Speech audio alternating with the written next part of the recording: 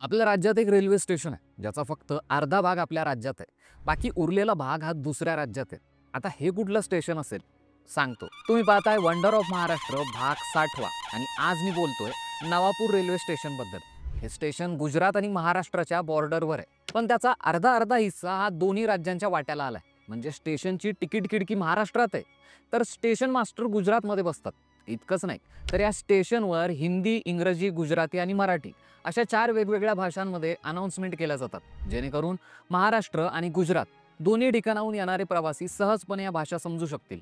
शिवाय बाकी माहिती ही 4 भाषांमध्ये लिहिलेली आहे. आपल्या राज्यातल्या नंदुरबारला या स्टेशनचा अर्धा भाग येतो. यात तिकीट खिडकी, स्टेशन मास्टरचं ऑफिस, रेल्वे पोलीस स्टेशन आणि केटरिंग आपल्या राज्यात आहे.